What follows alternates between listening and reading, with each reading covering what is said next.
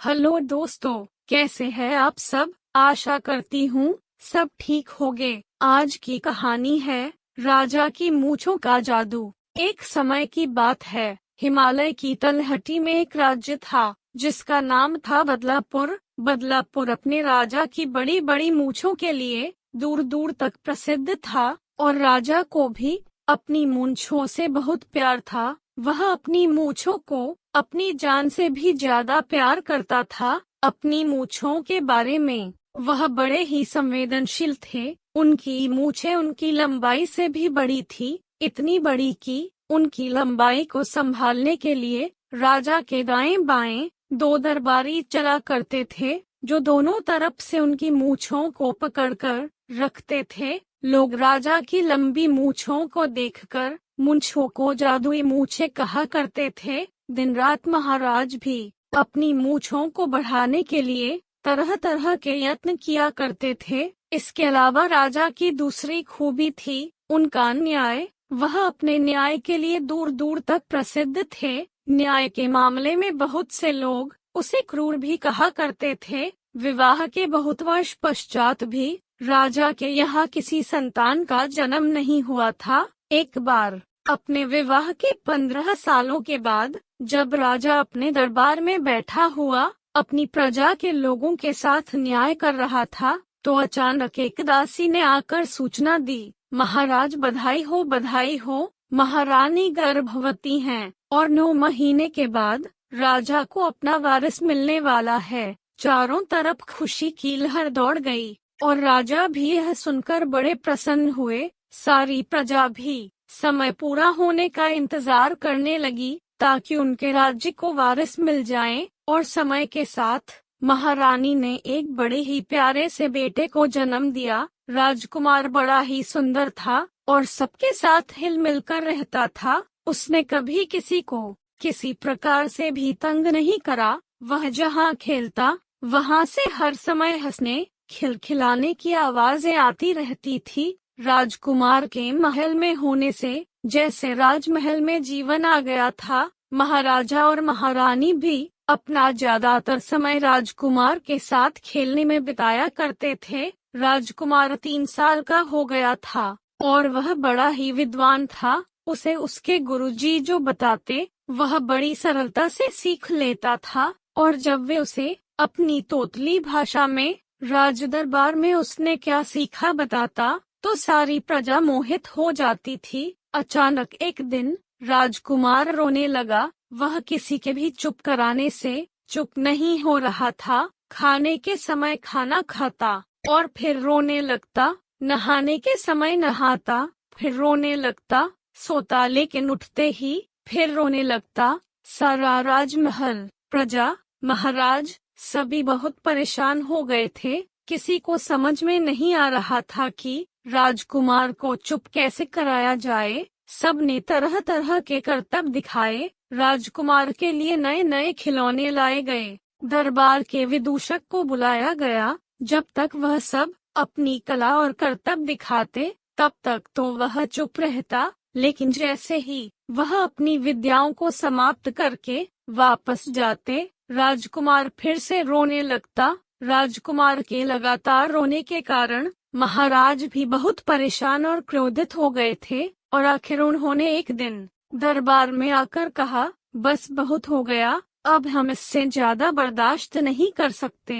राजकुमार की वजह से राजकाज के काम में काफी रुकावट आ रही है और समय बहुत बर्बाद हो रहा है, जिसके कारण राज्य के विकास के बारे में सोच नहीं पा रहे हैं। इस तरह से राजकुमार को राज्य का विद्रोही समझा जाएगा और हम उसे कल दरबार में बुलाकर सजा देंगे। सारा राज्य दरबारी और महारानी सब जानते थे कि राजा अपनी मूंछों के अलावा अगर किसी से प्यार करते हैं तो वह है न्याय। अब राजकुमार को किसी तरह से बचाया नहीं जा सकता है। दरबारियों ने महाराज को समझाने की बहुत कोशिश करी और उन्होंने बोला, महाराज वह आपका बेटा है और अभी बहुत छोटा है, उसे राजकाज की कोई समझ नहीं, इसलिए वह सजा का अधिकारी नहीं है। किंतु महाराज किसी तरह से राजी नहीं हुए। अगले दिन महारानी छोटे से राजकुमार को लेकर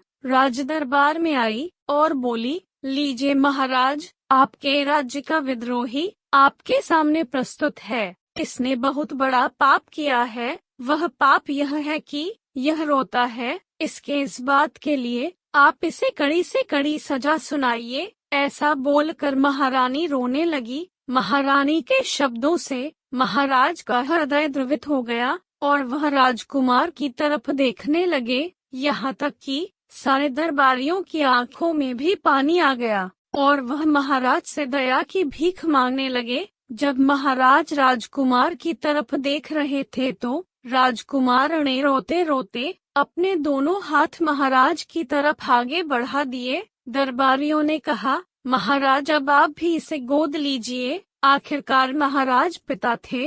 वे सिंहासन से नीचे आए और उन्होंने राजकुमार को गोद ले लिया। राजकुमार ने पिता की गोद में आने के बाद 2 मिनट तक अपने पिता का मुंह देखा और जब उसने अपने पिता की मूंछों को बोलते समय झुकते देखा तो उसे बड़ा ही मजा आया। उसके बाद बिना देर करें वह उनकी मूंछों को पकड़कर जोर जोर से हंसने लगा। सभी लोग आश्चर्यचकित हो गए। बहुत दिनों के बाद राजकुमार की हंसी इस तरह सुनाई दे रही थी और उसे हंसता देखकर महाराज स्वयं भी हंसने लगे और महाराज को हंसता देखकर सारी प्रजा, महारानी और दरबारी भी हंसने लगे। राजकुमार को हंसते देखकर दरबारियों ने हंसते हुए बोला, महाराज, हम इस विद्रोही के पिता को सजा देंगे क्योंकि यह विद्रोही अभी बहुत ही छोटा है, इसलिए इसके अपराध की सजा इसके पिता को मिलेगी।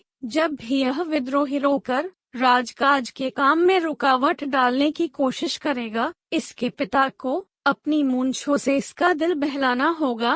पहली बार महाराज अपनी मूंछों के कारण किसी और की खुशी का कारण बने थे और वो राजा जो अपनी मूंछों को किसी को छूने नहीं देते थे, उनका बेटा उन्हीं मूंछों को खींच खींच कर जोर जोर से हंस रहा था। जिस रोते हुए राजकुमार को चुप करवाने और हंसाने के लिए कोई भी तरकीब काम न आई, जिसे कोई भी चुप नहीं करवा पाया, उसे राजा की मूंछों ने चुप करवा दिया और उसी समय से राजा की मूंछों को जादुई मूंछों का नाम दे दिया। इसके बाद जब भी राजकुमार उदास होता, महाराज उसे गोद ले लेते और वे उनकी मूंछों से खूब खेलता। इसके बाद राजकुमार कभी उदास नहीं हुआ और महाराज की जादुई मूंछों के साथ वह बड़ी खुशी से अपना बचपन बिताता रहा।